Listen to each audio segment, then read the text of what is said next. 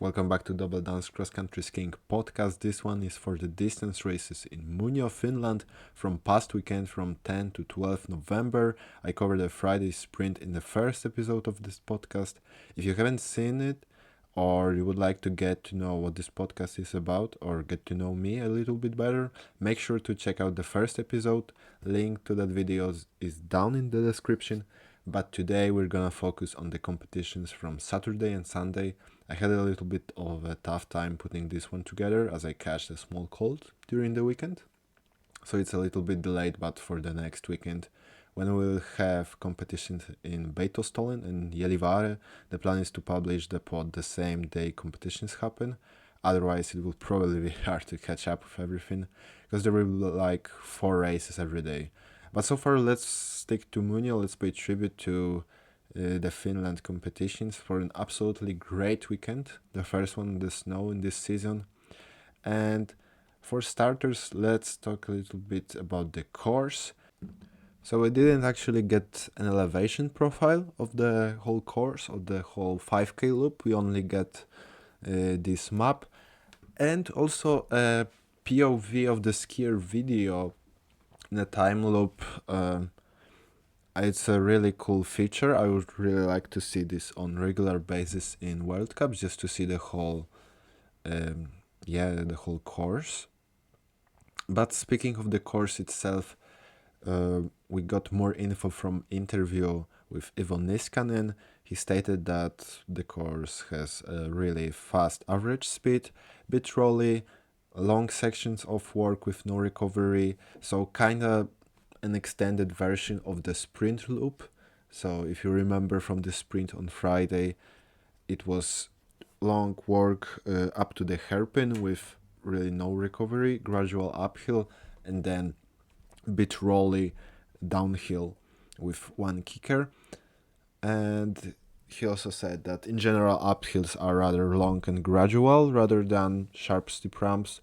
I think the steepest climb was the one around 1.5k into the loop, the one next to the second red arrow on the course map on the left hand bend. Yeah, and also the conditions were super nice, just like on Friday and also on Sunday. Throughout the whole weekend, it was really great. On Friday, it was around -6, -7 degrees. Later during the weekend, it got closer to double digits on minus.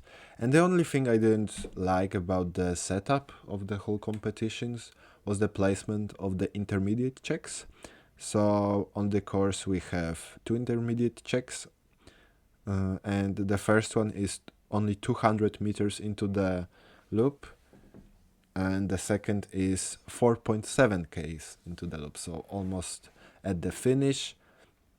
And yeah, we're basically missing something in the middle of the loop, around 2, maybe 3 k's into the loop.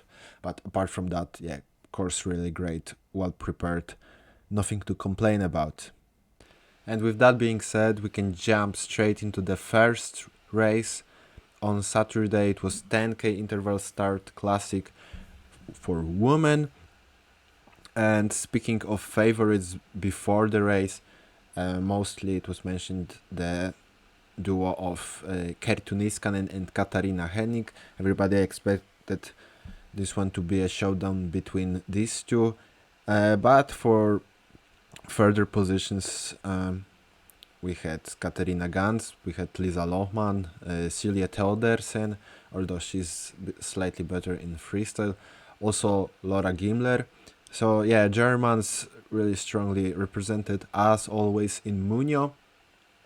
From early numbers, we saw good performance from Kari Öire-Schlind, the sister of Astrid and Silje, in Team Okerdali kit.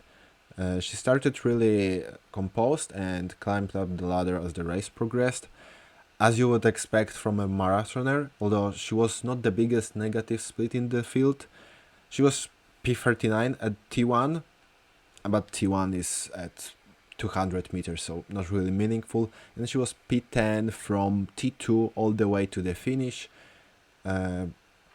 She was P1 at all of these intermediates for a long time because she started with a BIP 28, and the like favorites group started, I think, I would say from number 62 with Ingrid Gulbrandsen. But coming back to Kari, she was 50 seconds down on eventual winner midway through. She finished on 1:19. But coming back to the favorites, number 62, we start with real big names. Ingrid Andrea Gulbrandsen, P3 in the sprint on Friday. More of a sprinter, at least we thought of her like that, and she did even a bigger negative sprint than her compatriot Slind. And the last trio starting was Theodersen, also from Team Akerdali, Katarina Hennig and Kerttu Niskanen. So Kerttu in prime position to start, as she gets the best splits throughout the run. She knows what her rivals are doing. So the first intermediate, as I said, was at 200 meters away from the start. Not really meaningful at all. Hennig and Kerttu went out in similar pace, with German being P1 there. There were minor gaps behind, like Lohmann, Slind, Gulbrandsen, Theodersen were down 7-8 seconds, so it was clear who was gonna do it in more of a negative split, and who just starts guns blazing, trying to hold on furious pace from the get-go. And the pace was indeed furious, set by Katarina Hennig.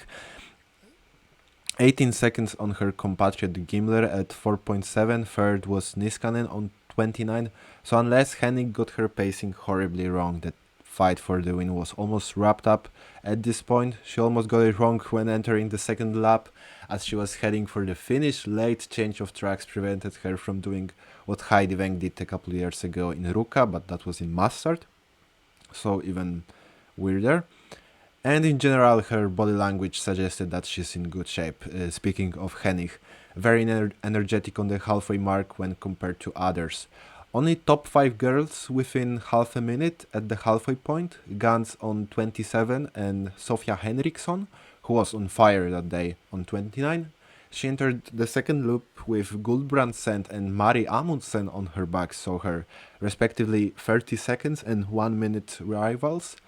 Sofia was actually first one to overtake Slind at T2 and T3, and I kind of put these two intermediates together into one because differences are really marginal. On the left hand side you see the times at T2, so that's 4.7, and on right that's T3, so 5.2. So we head into the second lap with Hennig distancing everybody, but the fight behind her was on. So Katarina wins by 41 seconds over her compatriot Laura Gimler. So that's 1-2 for Germany. Thank you very much for coming. And I mean, that's not really surprising. Hennig was one of the two big favorites before the race, so her win, even in such a dominant fashion, wasn't to be expected. What wasn't expected was Niskanen performance, so she didn't really live up to that expectations. Hennig was in class of her own that day, and Niskanen was in a tight fight with others. It ended up with P5 only. She didn't really fade. It was just very marginal losses throughout the second lap, half to third Katarina Gans and fourth Sofia Henriksson. And the last one to stay under 1 minute to Katarina was Anna Svensson, the same one who got initially declared a winner on Friday. It was taken away from her. P6 today, so a good effort on her side. Pacing similar between those girls on spots from 2 to 6. Then we have another group from P7 to P10, starting with Emma Murk on 108. A 20-year-old who was 7th in Whistler last year in under 23 race in World Champs. So another interesting prospect for you there.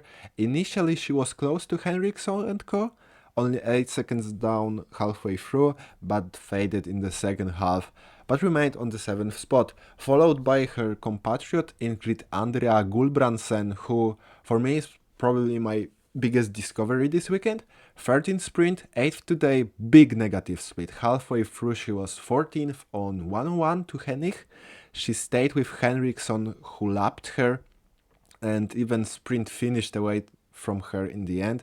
Finished on 1:12, so second half from the whole field. That's massive for a girl who seemed to be a bit more of a sprinter so far.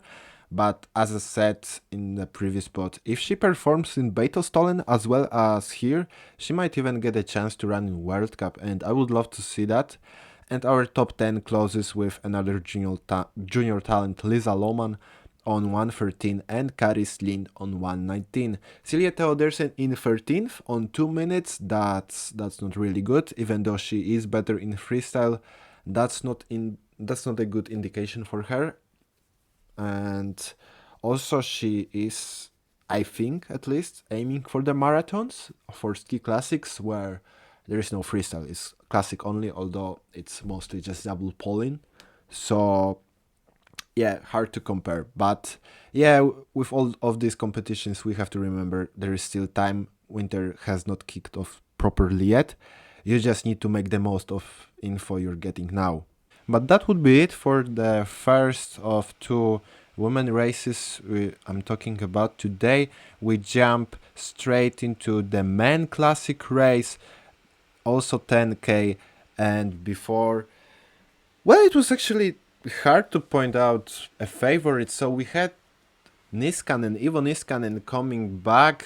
He had a really bad last season because of COVID. He got, I think, in December. We have Paul Goldberg, who's historically good in classic, also in distance, but didn't look too hot on Friday. Tenset, usually good in classic, was out with COVID. So this one was really open before. Hard to put definite favorites like Katarina and Kertu in the women race. But really fast into the race, we realized it was a show of one actor, and that actor was Ivo Niskanen, coming back in style with his beautiful classic technique, probably the best one in the current field, smiling like crazy before even started. Maybe already he knew that's gonna be a good day. He was P1 on all intermediates. He went out real hard, so he split that run more positively than his rivals. In fact, he didn't really gain any time on others in the second lap. Second was Mattis Stenshagen, who only lost 1.5 seconds from T3 to the finish. Similar story with third Martin Löfström Nienget, who lost only 0.3 of a second to Ivo on the second part. But in general, Ivo looked real strong. He double poled the whole first uphill on the second lap, so strong not only time-wise, but also physically. He probably did some more strength training, because everybody else, maybe apart from Stenshagen, was switching on that first uphill that we already knew from the sprint to diagonal stride. And Niskanen in the Olympic season, in the last Olympic season in 2021-22, he was almost untouchable in classic distance, rarely challenged by Bolshunov, and on the shorter runs also by Kleibu. Then last season he got hit with COVID and was struggling to recover. No individual medals in World Champs in Planica. He got a silver in relay, where he was a really important factor, but in general, a season most likely to forget for such an athlete. I mean, remember, he's an Olympic champion from Pyeongchang in 50K Classic. And yeah, but if he's able to go back to his form from that Olympic campaign, he will be very hard to beat in classic distance races, especially the longer ones, because in the 10Ks, even after today, my money would still be on prime Kleibo. Maybe not the COVID-affected Kleibo, but yeah, well-prepared Kleibo I have over in 10Ks Classic, over Niskanen, but it depends on the course. And we really need Niskanen back in World Cup in top shape. He is for classic races what Simon Hegstad Kruger is for skate races. The guy that's able to make race exciting way before the finish in mass starts, and in interval starts they are in class of their own. as Ivo was today, crossing the line with, I'm gonna call it a flying fin celebration. He really enjoyed himself today, and that's super cool to see. Promises us good performances from him this winter. Then we've got Stenshagen, who showed up real good in the sprint, and now another good race for him, representing Team Swix Norway. It's kind of like a small private team with 3 other athletes. I think only males, no females yet, but after the race they promised that they are gonna include some female section in their team from next year. But coming back to Stenshagen, it's second time in Muonio. He's second. He was really solid in the opening of the season last year, both Ruka and especially in Lillehammer in the World Cup. Then he disappeared from the Norwegian team. If he holds on to good form, maybe we'll see a bit more of him this season. No Paul Goldberg in top 3. He finished P4 just in front of Erik Valnes. He was on level with Stenshagen and Nyenget midway through the race. Then on the second lap he lost second, so it doesn't look like the same Goldberg we saw last winter. Maybe he is priming for the latter part of the season. Who knows? Just like Ivo, who said in the interview before that he wants to be in top shape for Lahti and Oslo for the 50k. This year it's in Classic, so it suits him. And the first non-Scandinavian was Thomas Maloney Westgore, the Irishman. He finished P7 on 47 seconds to Ivo, but only 10-ish to Goldberg, so looking quite sharp. And also Pellegrino for distance classic race, less than 20 seconds to Goldberg, is pretty good for his standards. He was able to stick to Niskanen's back for some time, because Ivo was starting just behind him. And we end top 10 with second Finn Marcus Vuorella. On the more underwhelming side, maybe I would point out Germans. Friedrich Moch was only 16th and Janusz Brugger 22nd. That being said, time gaps are not too big from P7 down. It's all very tight and no more than 5 seconds between athletes next to each other. And with that, we end the competitions from Saturday and we jump to Sunday, when we had also 10k interval starts, but in freestyle this time, and we start with women race. Well, conditions were similar to Saturday, maybe a little bit colder, but yeah, pretty much the same all across the weekend. Only thing that changed was the style, obviously. And speaking about the favorites, so Katarina Hennig, winner from Saturday, was not competing.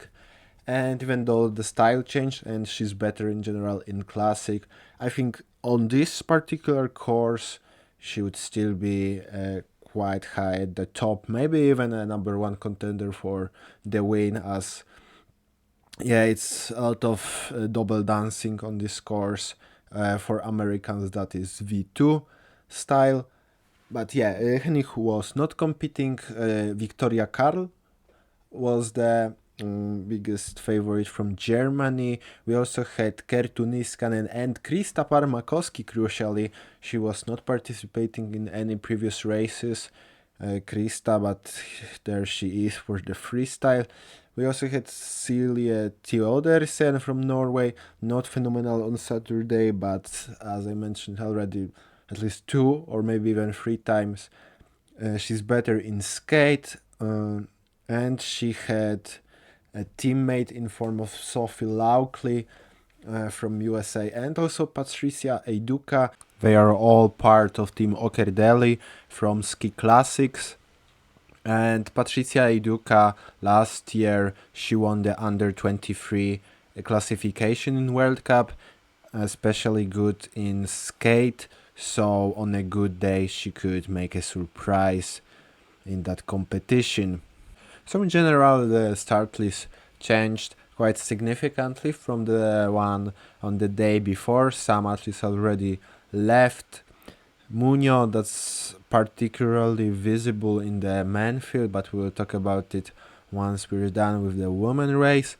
And just like from in the previous 2 runs, for the third competition in a row, once we get to the first meaningful intermediate check, we see one dominant athlete. This time it was Victoria Karl from Germany. almost 20 seconds in front of Eva Ureft, who was supposed to compete on Friday and Saturday. She didn't. We finally got to see her and she was in good shape, although no match for Victoria Karl. Behind Ureft was Pia Fink. She was following closely the Slovenian, then Sofia Laukli and Theodersen on 5th with bigger gap. Best Finn was actually Rita-Liisa Roponen with younger but still experienced Niskanen, Parmakoski and Kilonen on 10th to 12th place respectively, with over 40 seconds behind leading German at halfway through. We didn't watch Lisa Lohmann on Sunday, but we saw another German prospect in Helen Hoffmann. She was 8th when entering the second loop. But coming back to Victoria Karl, just like her friend Katarina on the previous day, she was absolutely phenomenal. She opened real hard and didn't stop putting time into her rivals. After halfway marks, she ended up finishing over 30 seconds ahead of Eva Urefts. So that's 14 additional seconds in the second lap. Third was Sofia Laukli on almost 39 seconds, so that's one position up. She jumped Pia Fink, who dropped to 5th after fading in the second part of the race. She lost out also to Theodersen. And in 6th we have the best Finn, but it wasn't Parmakoski, it wasn't Niskanen, it was Rita-Liisa Roponen. I think the biggest sensation of the race. Great performance by her at the very late stage of her career. And she was the best Finn today because neither Parmakoski nor Niskanen could have lifted their pace after the first lap.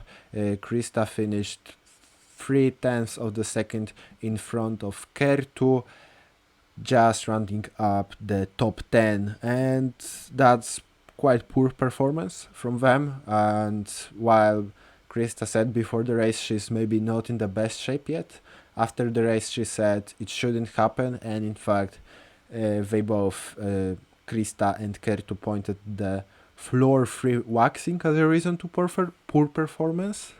Now if you don't know what all the fuss is about with the floor-free waxing, this year FIS introduced the rule that they pretty much banned floor waxes in all their competitions, not only cross-country skiing, it's in effect also in alpine skiing. We already had one case of disqualification of the Norwegian Ragnhild Mowinckel in the inaugural competition of alpine skiing. They wanted to introduce it, I think, already a couple of years ago, at least 2, but they didn't really have a machine or anything to properly test the skis. Now they have the machinery to do it. They all have the protocols written up for that. So we're entering the floor-free era. It will make waxing not only more ecological, more sustainable for environment, but also a bit cheaper because these high floor waxes are pretty expensive, and that's also cost reduction.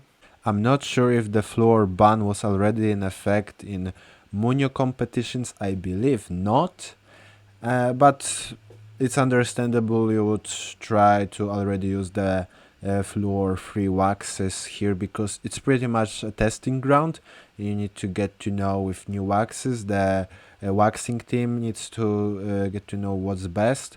I mean, the time for testing is quite limited because competitions in World Cup start in less than 2 weeks. But I don't really buy that excuse. I mean, Mattis Stenshagen, who was 100% running floor free on Saturday, I mean, Swix was using that as an advertisement of their floor free products a lot on their Instagram. He was running floor free and he was second, so it's certainly possible that the Finnish team hasn't quite got to grips with the floor free waxes yet. But I mean, with Krista it's hard to judge on one run, but with Kertu we have already 2 competitions on count, and she doesn't look as good as she used to. But yeah, it's still early part of the season, so nothing to really worry about. But coming back to the results, Katarina Gans was on 7th, just behind Rita-Liisa Roponen. She was in front of Rita-Liisa halfway through, but then lost a couple more seconds on the second part. Good effort from Helen Hoffman, she stayed at P8. A Duka big negative split from Latvian. She was P18 at T3 up to P12 at the finish, so maybe if she paced that early half bit harder, there was definitely potential to be well into top 10 because the gaps are not too big.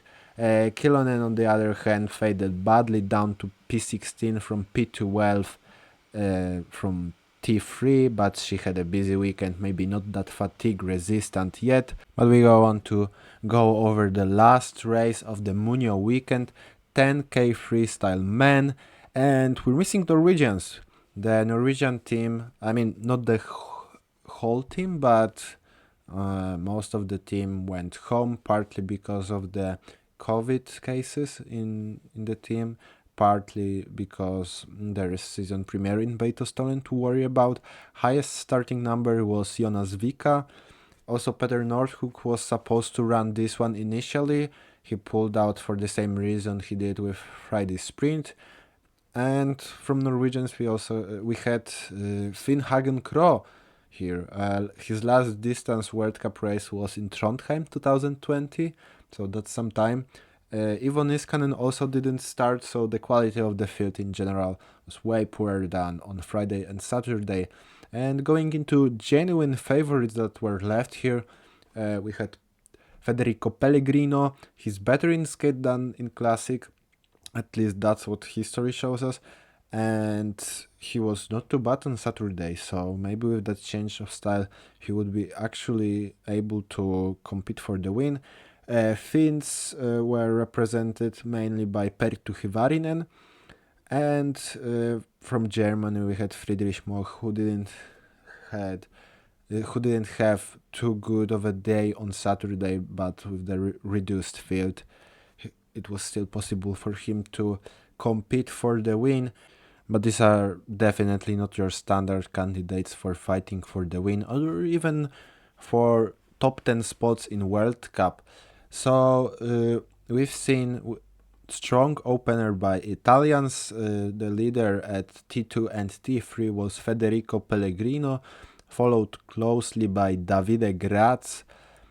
Behind them there were three Germans, Anjan Soso, Friedrich Moch within 5 seconds of Pellegrino, and then Jan Stulben already with more than 10 seconds of a gap. Hyvarinen was 6th, Finn Hagen and Jonas Vika at the end of top 10. It was very tightly packed field. The fight for the win was still open after halfway mark, unlike in the 3 previous races, and Pellegrino couldn't hold on to that good pace from the first lap. He faded and finished P5, 9 seconds lost to eventual winner Friedrich Moch, who had not a good experience on Saturday. He wins by 4 seconds ahead of Anjan Soso, who just last year was far away from guys like Jonas Vika at under 23 world champs in Whistler. So another German 1-2 after Henning Gimler on Saturday. And second Italian Davide Graz finished on 5 seconds behind Moch at third, so Italians in general splitted this run more positively, although Graz didn't fade as much as Pellegrino. All these gaps are quite small. Fourth was Finn Hagen Krogh on completely different approach with a negative split. Fastest T3 to the finish. He was on that segment 4.6 seconds faster than Moch. Also Marcus Vuorella 3 seconds faster than Moch on the latter part. So also a bit more negatively approached this one. He finished 9th after 12 at 5.2 Ks. Best Finn was Perttu Hyvarinen, who stayed firmly at 6th place. Jonas Vika finished 7th, so that's not a bad one from a double under 23 medalist from Whistler last year.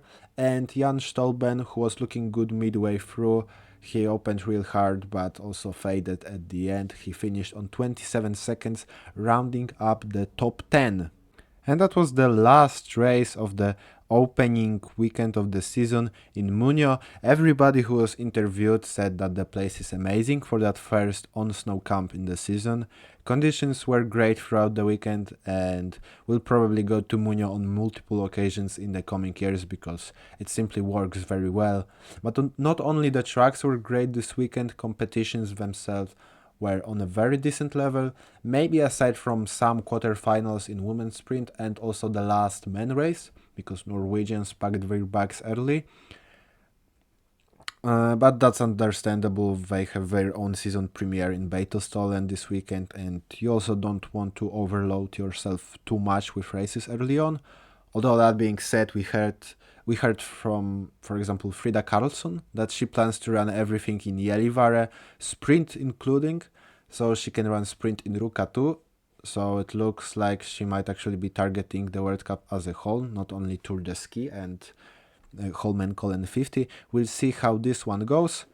And those competitions in Beitostølen and Gällivare will most likely be better indicates who is in what shape for season opening in Ruka, at least speaking of World Cup athletes, not only because it's closer to Ruka, but also because in Gällivare there will be whole Swedish team, and especially on women's side this is home of the biggest names currently in the sport, both in distance and sprints.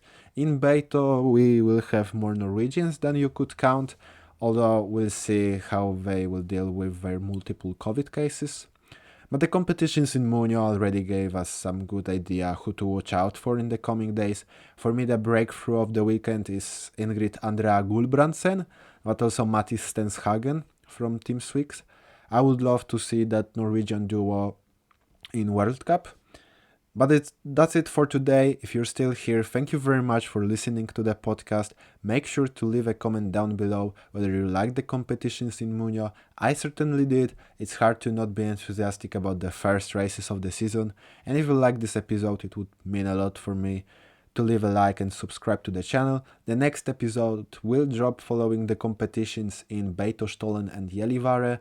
That's weekend from 17th to 19th November, and it will be very action-packed weekend, so expect multiple episodes.